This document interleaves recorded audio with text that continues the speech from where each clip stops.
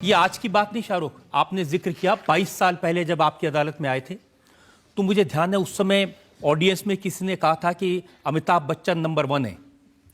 तो आपने कहा था कि वो ग्रेटेस्ट हो सकते हैं, लेकिन मैं ग्रेटेस्ट से थोड़ा बेहतर हूं।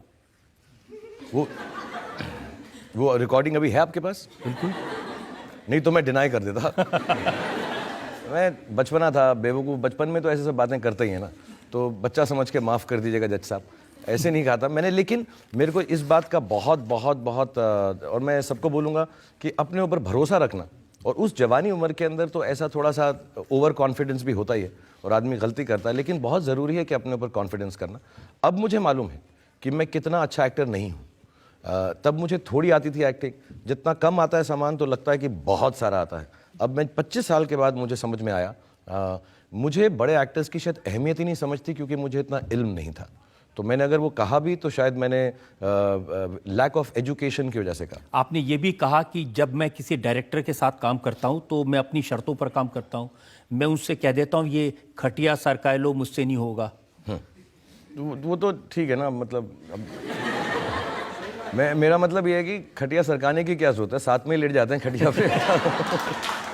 नहीं, मुझसे बहुत सारे काम है, मैं बहुत प्यार से काम करता हूँ। अभी भी मेरी कंडीशंस हैं, मैं जो भी डायरेक्टर्स हैं उनको ये बोलता हूँ, यार मुझे प्यार से पेश आना, मुझे डांटना नहीं, वक्त पर मत बुलाना और एकदम बच्चे की तरह ट्रीट करना। तो वो एरोगेंस नहीं है, वो मेरा लड़कपन है।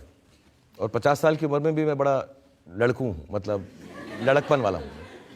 अभी भी आप मानते हैं कि अगर सबसे बड़ा है तो वो शाहरुख खान है? अब तो दुनिया मानती है। मैं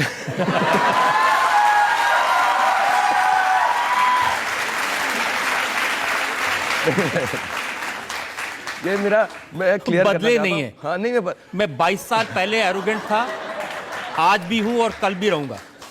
तो ये ऐसा नहीं है, ये मेरा ये मेरा सेंस ऑफ ह्यूमर है, मैं सचमुच नहीं कह रहा हूँ। अब मगर जो सच है वो सच है। 22 साल पहले मैं खूबसूरत था, मैं इंटेलिजेंट था, एरोगेंट था, और अभी भी मैं वैसा का वैसा नहीं। और देखिए, दिल्ली वाला हूँ, इतना तो बोल सकते हैं, क्या है यार, दिल्ली वाले तो बोल सकते हैं, कुछ भी बोल सकते हैं। ये सिर्फ आप ह्यूमर में नहीं कह रहे हैं। देखिए, मेरे पास में ये इंटरव्यू है आपका, ये जनवरी 2016 की ये मैगजीन है। आपने इसमें कहा कि पीपल डोंट अंडरस्टैंड, लोग ये बात नहीं समझते कि मैं दुनिया का सेकंड रिचेस्ट एक्टर हूं, दुनिया का। हाँ, ये मैंने दुख से बोला था। ये मैंने कंप्लेन किया था, ये मैं शो ऑफ नहीं कर रहा था। लोग समझ नहीं रहे मैं सेकंड हूँ, फर्स्ट क्यों नहीं हूँ। मुझे इस बात का बहुत दुख था मुझे।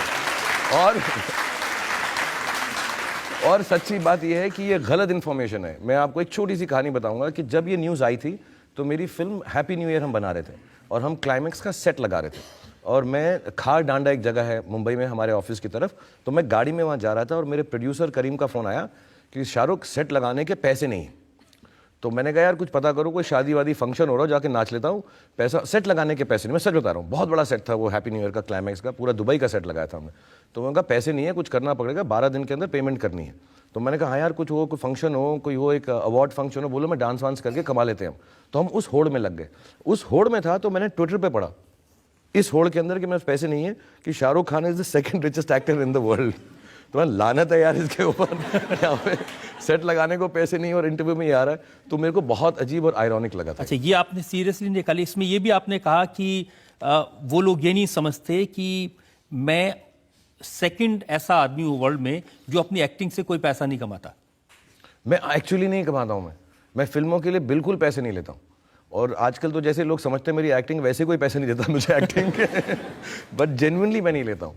मैं एंडोर्समेंट्स के लेता हूँ, मैं लाइव शोज़ के लेता हूँ, मैं बहुत मेहनत से काम करता हूँ। लेकिन फिल्मों में मैं हमेशा सब डायरेक्टर प्रोड्यूसर को कहता हूँ आप फिल्म में लगा दो पैसा, फिल्म अच्छी होनी चाहिए। बट जेन्युइनली मैं कह रहा हूँ, मैं ये आप किसी भी प्रोड्यूसर कभी यहाँ आपकी अदालत में आए जिन्होंने मेरे साथ काम किया, वो आपको कहेंगे शाहरुख कभी भी पैसा नहीं मांगता, कहता फिल्म में लगा दो, बच जाए, अगर कमा लो तो दे देना, वरना मत देना। और ये सच बता रहा हूँ मैंने पिछले 15-20 साल में किसी से ये नहीं बोला मुझे फिल्म का पैसा चाहिए। लेकिन मैं दूसरे काम इतने करता हूँ और उनसे कमाता हूँ और उनसे खाता हूँ। बड़े मैं सच बता रहा हूँ, मैं झूठ नहीं कह रहा हूँ बिल्कुल, क्योंकि मैंने अच्छी फिल्में की हैं, बुरी फिल्में की हैं, लेकिन मुझको जेन्युइनली ऐसा लगता है मेरे लिए फिल्म बनाना एक पूजा है, मेरे लिए पार्टी है वो। तो मैं बहुत उसी तरह से, मैं धंधे की तरह फिल्मों में काम करता ही नहीं। बाकी सारी चीज़ें मैं बिजनेस की तरह करता हूँ, लेकिन मैं फिल्मों में काम जेन्युइनली पैसे नहीं लेकर करता। पब्लिक तो यही समझती है हाँ, कि शाहरुख खान जो करते हैं पैसे के लिए करते हैं। बहुत कि ये प्राइस होगा, वो होगा। मैं खुद सुनकर, आप किसी भी प्रोड्यूसर, मैं तो बोल के चला भी जाऊं झूठ, आप मुझे हैंग भी कर दो, लेकिन आप किसी से भी पूछ लीजिएगा, मैं हमेशा डायरेक्टर प्रोड्यूसर को कहता हूं, मुझे पैसा नहीं चाहिए, आप फिल्म में डाल दीजिएगा। और मेरे को जेन्युइनली ये मेरी क्या कहते हैं उसको, this is my greatest thing that I can do, to act in films. तो मैं उससे कभी भी बिजनेस की तरह आज तक एक्टर की तरह नहीं किया मैंने ऐसा। क्योंकि मैंने सुना कुछ एक्टर तन के लिए करते हैं, कुछ मन के लिए, कुछ धन के लिए। तो शाहरुख धन वाले में है या फन वाले में है? मैं तो यार तन मन धन, फिल्मों के लिए गाना है मेरा, तन मन धन सब है तेरा। ये मैं किसी लड़की के लिए नहीं गा रहा हूँ, फिल्मों के लिए।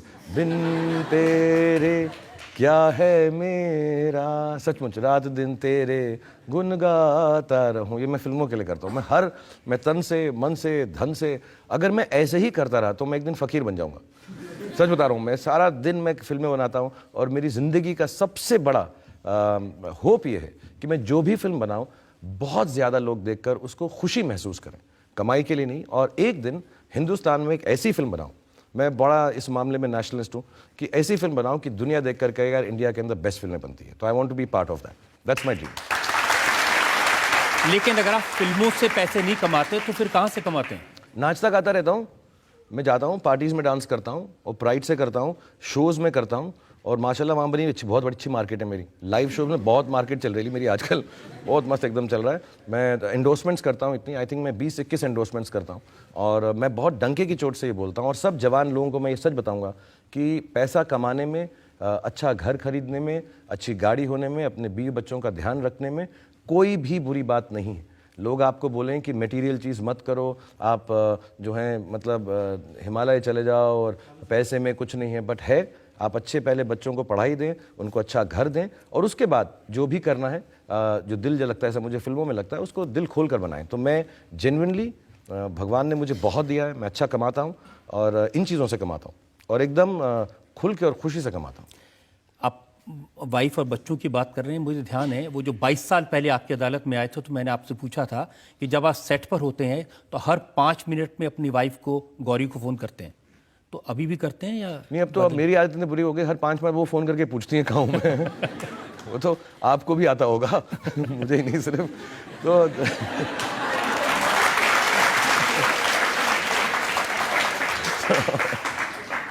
जनता में से जो लोग सवाल पूछना चाहते हैं। हाँ, मैं पूछना चाह रही हूँ कि आपका इस मूवी में सबसे मेमोरेबल मोमेंट क्या है? फैन फिल्म में आई थिंक सबसे एज एक एक्टर के तौर पे इसमें एक डबल रोल का सीन है, जब फिल्म स्टार अपने फैन से मिलता है, तकरीबन इंटरवल के करीब है। वो बहुत मुश्किल था, 8 दिन या 9 दिन 20-20 घंटे काम करके, और 2.5 मिनट का सीन है। तो वो मुझे बहुत अच्छा लगता है, क्योंकि उसमें हर चीज़, एक्टिंग भी मैंने ठीक ठाक कर ली है, उसकी शूटिंग भी बहुत अच्छी है। लेकिन सबसे बड़ी बात इस फिल्म की ये है, कई लोग, इतने सालों से मैं काम कर रहा हूँ, बोलते भी हैं, मुझे भी समझ आती है। सबसे बड़ी बात इस फिल्म की ये है कि इस फिल्म ने मुझे शाहरुख खान ना होना सिखाया, कि मैं उसकी तरह हर एक्टिंग ना करूं, अलग किस्म से करूं। तो सबसे बड़ी बात मेरे लिए फिल्म में ये है। थैंक यू दीदी। ये भी सही है कि ये रोल ऐसा है जो आपको अवार्ड दिलवा सकता है? इस बार अवार्ड नहीं दिया तो छीन लूंगा। मतलब मैं बहुत लड़ाई कर लूंगा मैं। मतलब या तो छीन लूंगा या रोना शुरू कर दूंगा कि मैं और जिसको भी देंगे ना, जहां पर भी देंगे, मैं बाहर खड़ा रहूंगा और लेके ऐसा करके भाग जाऊंगा वहां से। लेकिन 22 साल पहले मुझे याद है आपकी अदालत, आपने कहा था कि आप खालिद मोहब्बत के पास गए थे जेब में पैसे डाल के कि भाई खरीदना है मुझे अवार्ड। हाँ, मुझको ऐसा लोगों ने बोला था कि ये लोग पैसे लेते हैं, ये करते हैं, और बहुत बड़े जर्नलिस्ट थे। मैंने काफ़ी बेवकूफ़ियाँ की उन महीनों में, 6-7 महीने में। तो मैं वहाँ पहुँच गया, मैं कहा यार ये अवार्ड मेरा होना चाहिए।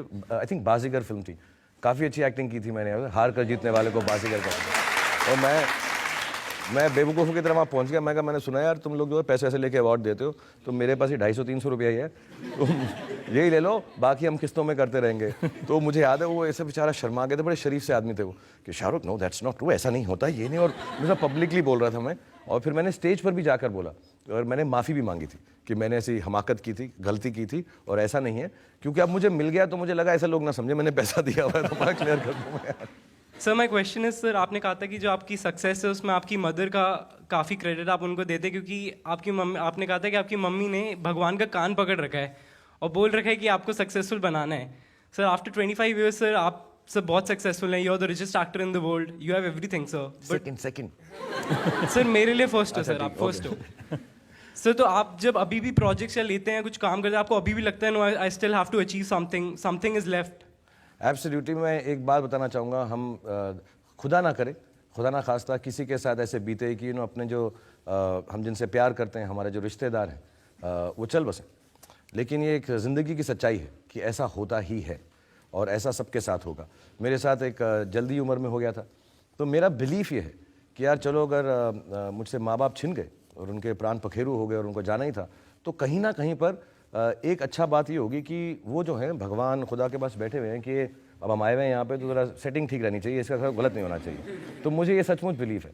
मैं आज भी हफ्ते में 1 बार या 2 बार अपने बच्चों के साथ मैं उस अपनी छत पर जाता हूँ, और मुझे बिलीफ है कि 2 सितारे मेरे माँ बाप हैं। मैं जाके उनके सामने उनको रिस्पेक्ट देता हूँ, थैंक यू बोलता हूँ, और अपने बच्चों को भी मैंने बताया भाई ये जो है ये तुम्हारे दादा दादी हैं, तो इनको हलो क्या करो। थोड़ा समझते हैं मैं बेवकूफ़ इस मामले में, लेकिन वो बेचारे प्रे करके आते हैं। और आज भी जब मैं काम करता हूँ तो मुझे सिर्फ यही है कि जितने लोग मेरी फिल्म देखें उनको खुशी हो, क्योंकि सचमुच जो मुझे मिला है, मुझे ऐसा नहीं लगता कि मैं उसका हकदार हूँ, और उस हक को पाने की कोशिश में मैं ज़िंदगी भर काम करता रहूँगा कि एक दिन मुझे लगे मैंने इतना अच्छा काम किया कि आप लोगों ने जो इतना प्यार दिया है उसका हक जो है वो सही में मायने में मेरा बनता है। That's the only reason I work.